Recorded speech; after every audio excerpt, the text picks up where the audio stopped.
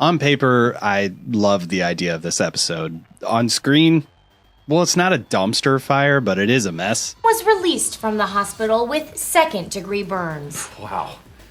You know what they say, Aaron, if you can't take the heat, get out of the kitchen. Hey everybody, I'm reviewing every episode of The Office ever, and today we're looking at Season 9's second episode, Roy's Wedding. She's got a way about her. It's David Denman's turn to cameo it up for the final season of The Office, earning the namesake of this episode, even though it only accounts for like 3 minutes of screen time. But it is just the catalyst for all that juicy, unearned drama. So let's go. I understand nothing. Okay, in the 2 episodes that Allison Silverman has penned, I think she may have something against Pam, because in both episodes she wrote, Pam is written in a rather unique and insecure way. It's just an observation, but an observation that a lot of Pam hate is based on. Nevertheless, Roy's Wedding episode's cold opening is the one with the chore wheel, and I know that not everything in this show is meta-commentary on The Office itself, but this feels like meta-commentary on the show. This sucks. Pam trying to accomplish something boring in a fun way, the thing is revised a few times over, getting zanier and zanier, only until it is a shadow of its former self. As I alluded in the intro of this video, the second episode of Season 9 has some problems. Maybe most glaring to me is the main plots of this episode feel strikingly different from one another, and they barely overlap. And as such, we're going to handle them individually, starting with the namesake of this episode, Roy's wedding. Yep, Roy. Jim and Pam have been invited to Pam's ex-fiancé, Roy's, weekday morning wedding at the couple's suburban home, which doesn't exactly feel like this is a thing, but I mean, far be it from me to criticize where people and when people get married. He personally tinted Giuliani's first and third weddings. But the writers seem to be at least attempting to apologize for the fact that this midday weekday wedding is happening. The only weird thing about going to your wife's ex-fiance's wedding on a weekday at 8 a.m. is that it's your wife's ex-fiance. But it seems like what they were trying to do was justify why the doc crew was following them on the Friday morning and still allow for more of that drama to play in front of the cameras when they go back to the office for Friday afternoon. But that's just my guess. I don't know. Now, Pam's lines, though, plus what we know about the character of Roy, would lead us to believe that this is going to be the hilliest of hillbilly weddings. I had a wedding with him. He wanted hot dogs. But plot twist, everything is pretty classy, with a classy house, classy waiters with classy drinks, the decor, classy, and Kenny. I don't know. Is it classy enough? Stop wasting time with this haircut. He's got a $50,000 sports car. And we find out that Roy started his own gravel company. It's gravel! Which took off unexpectedly, and his special lady friend that he's marrying this fine day is a fellow entrepreneur, owning the bar and grill that he was a patron of for months. I thought she was my waitress, and took her 3 weeks to tell me that she actually owned the place. Roy's wedding, in the final cut of the episode that I happen to be watching, this wedding sequence is so brief that it's almost over before we know it. But the key moment invoking the drama of the arc of this episode happens when Roy reveals that he's been hiding his piano lessons to surprise his wife with this very classy song. She's got a way about her.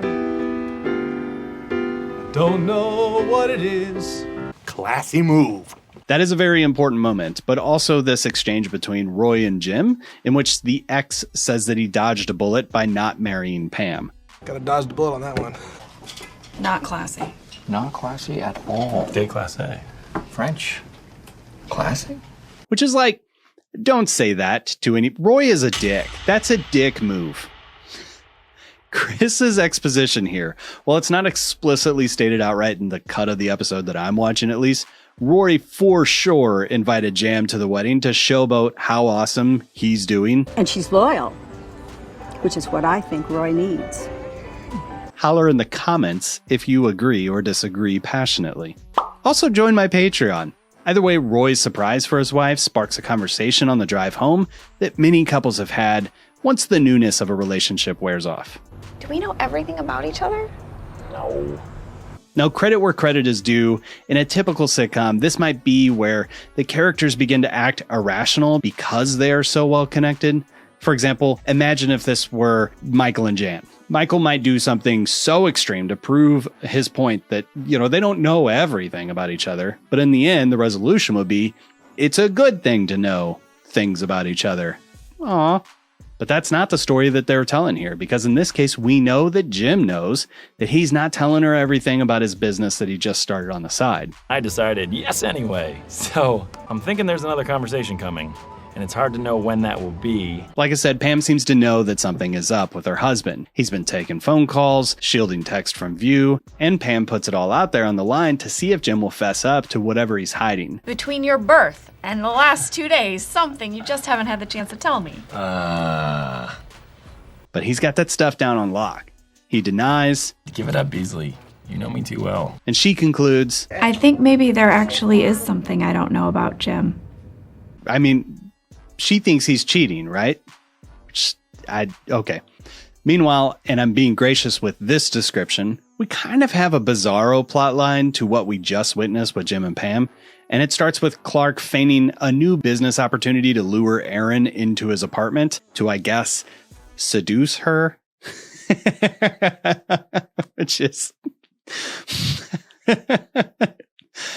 I don't think that's supposed to be funny, but it is funny. Come over, put on a little lipstick, loosen up with a glass of red wine, some of those pantyhose with the seam up the back. It's unnecessary for an audition. He shows up with his shirt unbuttoned. That's pretty good. This is in spite of the fact that she does have a current boyfriend who is also Clark's boss, and also heard his boss say this the very first time he met him. I had this really funny dream during Outward Bound that you died. Brilliant. After Clark's bait is set for Erin, we see that Clark and Plop are not exactly friends. No, Clark's not my friend. He is the douche that sits next to me at the office. Thus, new Jim begins to play behind-the-scenes hero and goes as far as to bait Andy into discovering the truth about new Dwight's nefarious plan, which doesn't exactly work because in addition to being a villain, Andy is now stupid. Clark, you and I need to have a little chat. What clothes does Erin need for this news audition? Nevertheless, Andy, which I guess he's always kind of been a little dumb, but this feels super dumb. Again, juxtaposed to the Jim Pam stuff, Andy is being very supportive of his special lady friend quitting the office for a new opportunity, and they take it public for the whole office to weigh in on. So they're playing with this. It's yin yang, kind of stupid yin yang, but it is what it is. Plop convinces Andy that he needs to get in on this sweet action, perhaps sparking Andy's future endeavors. Andy and Plop even accompany Erin to the faux audition. Now, Andy's the whole thing, even setting up an opportunity for Pete and Erin to go on a date, like a friend date of sorts, sparking what will happen later this season. What does that have to do with the Jim Pam plotline? Stay tuned to the deeper meaning, I guess. There's a odd C plot that we still haven't talked about. It's seemingly in an attempt to get their money's worth out of Catherine Tate. Nellie sets up a charitable giving contribution thing for the office, and she asks the staff to select an organization that they would like to give to. Dwight does this. Fine, I choose the Global Relief Foundation. Great, thank you. Which was recently discovered to be a front for the Taliban. Oh, for goodness sake. Yeah. Dwight. And this plotline, for reasons that could only support the deeper meaning, and that's being kind, the special projects lead sets up an elaborate plan to trick Dwight into signing a contract with misleading font. Will you join me then in a pledge to live by Taliban law in this office? And now Nellie saying that she stole something means that Dwight has to chop her hand off. And I don't know if explaining this plotline is even going to get this video demonetized. So support the Patreon, folks. I'm not a charitable organization, so your support keeps YouTube from chopping my hand off. I don't know. This is all admittedly very stupid, but she's now trapped Dwight into forsaking being a man of his word. And every time I see this, I think, Nellie, I don't think you know who you're messing with. But then again, she has seen Dwight do some stuff. 4! Oh, yeah! And look, I have my limits when I talk about people from other cultures and pass judgment on customs that I have very little knowledge and interaction with. And I know it's not good to paint things with broad strokes, but I think I can say in 2024 we we shouldn't be cutting people's hands off? Like, is that a bold statement? Follow me for more bold statements like this. Is bold the right word? Either way, Nellie is pot committed to this bit, and the two play out this dumb game of chicken to see who's going to relent first, until James Franco unites the both of them, thanks to Daryl, who in real life is like Craig is friends with James Franco. So this is clever, I think. But I think I could tie all of this together into deeper meaning. So play the thing.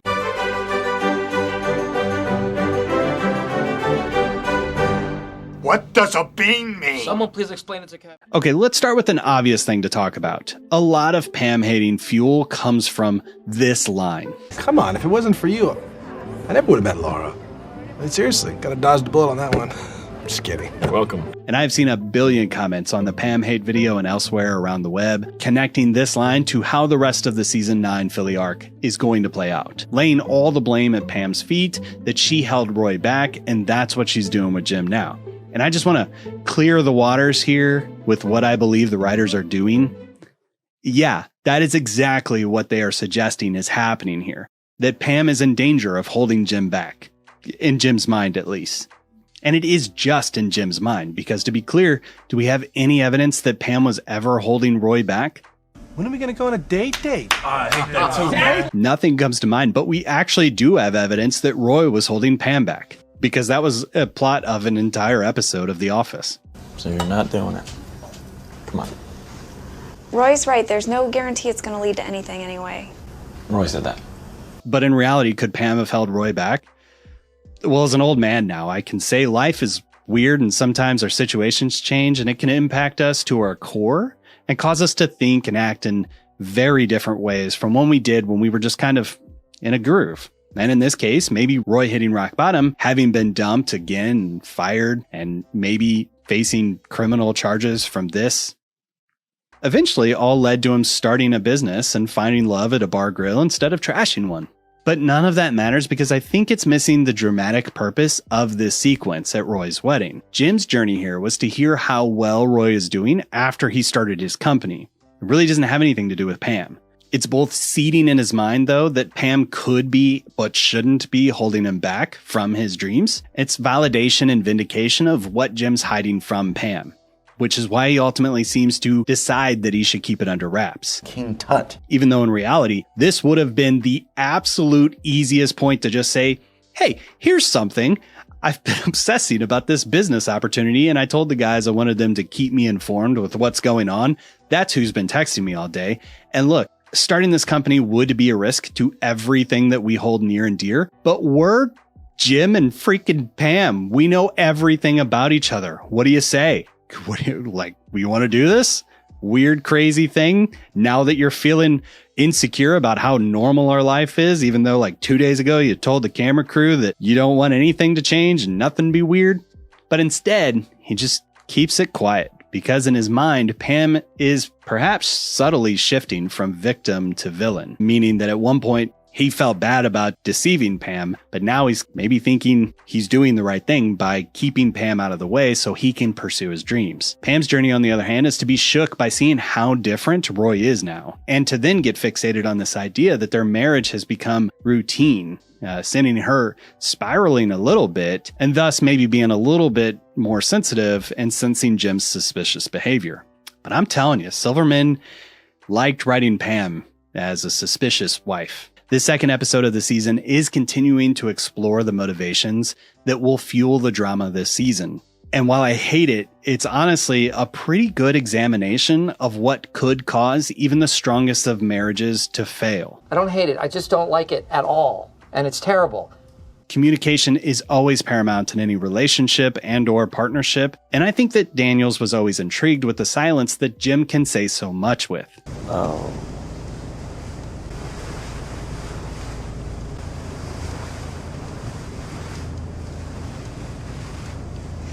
We have two characters who started a very slow process of vilifying one another due to unmet expectations and shifting priorities. All of those themes are present in the two disconnected plot lines, like Erin is very bravely and articulately advocating for herself and says what Jim should have said to Pam. This is a first for me. and I don't get a lot of chances, so I have to take them really seriously. I will do whatever it takes to get the job. Telling your partner what you want is vital in a partnership. The word ship is hidden inside the word. And it probably shouldn't be lost on us that Andy is super quick to be very supportive to his girlfriend's opportunity, even if it means that they're not going to work at the same place anymore. And it requires him to do all of the work to find a replacement. Well, that wouldn't be hard to find someone to fill in.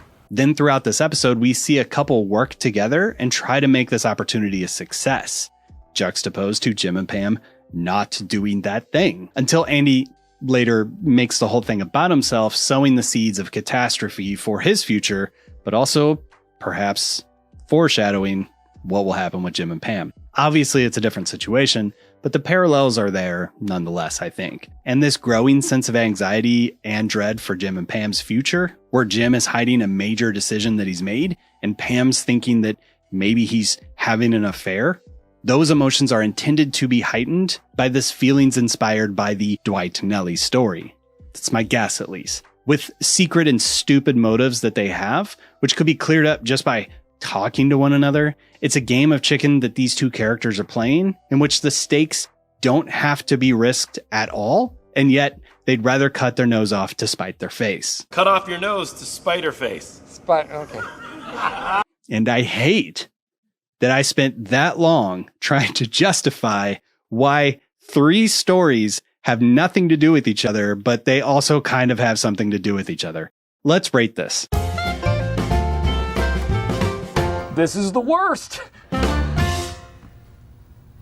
The Pam Wheel of Chores cold opening does feel like something that would be in season 5 of The Office. It's a good vibe. It invites me into the episode. It feels like classic Office shenanigans. Like they wrote Meredith to stupidly accept that she has to do a chore, but it could have very well been Michael. I give this one, it's fine. It's a 3 out of 5. This sucks. And as for this episode, it's kind of a mess. I actually suspect the deeper meaning and probably enjoyment for this episode would be heightened once we have a superfan cut, because I think a lot of things probably landed on the cutting room floor. The disjointed nature of the plots leave a lot to be desired, and no lie, I spent way too long writing and rewriting the deeper meaning, which I think I did justice to, but you know, you be the judge. Personally, I think the Jim Pam plotline just should have stayed at the wedding. It makes no sense for them to go back to the office, and it would have given more drama and comedy, as well as give us a decent farewell to Roy. Jim! Roy, look out! But as is, he just sings a song and then disappears. And I want to be clear. Last week, I gave a lot of credit to how Greg Daniels started crafting these arcs because I think he did a really good job. I still think the arcs are stupid and they shouldn't exist, and none of this makes any sense, and all of this drama feels extremely forced. So Force it in as deep as you can. just wanted to be really super extra clear about how I feel about the plot lines here. And in a similar vibe, the Dwight Nellie plotline is half-cocked, and they only have Daryl come in and rescue them in the last couple minutes of screen time there. It makes no sense, and it doesn't really matter because where was Daryl the whole day? Did any of these things happen on the same day? But their tension does add to the drama for Jim and Pam, but I don't think it was necessary, and thus it just feels like it was forced into the episode because we needed something for Nellie and Dwight to do here. And then that B-plot seems to be pulling double duty, attempting to serve as a traditional source of Office humor for the episode, as well as the foundational cracks and foreshadowing needed to provide some thematic elements into the Jam story. The newscaster plotline is maybe trying to do way too much stuff and not exactly hitting the nail on the head.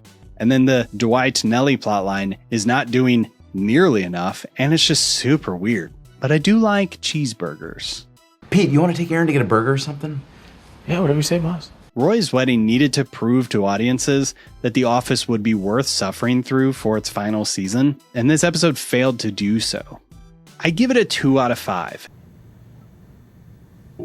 And it would have been a 1 out of 5 had I not ultimately landed on those thematic overlapping things for these stories. I'd like to see him piss on that one. There's just not enough humor here. The drama is extremely forced, but that's just what I think about Roy's wedding. What are your thoughts? Leave them in the comments, subscribe, hit the bell, all of that crap.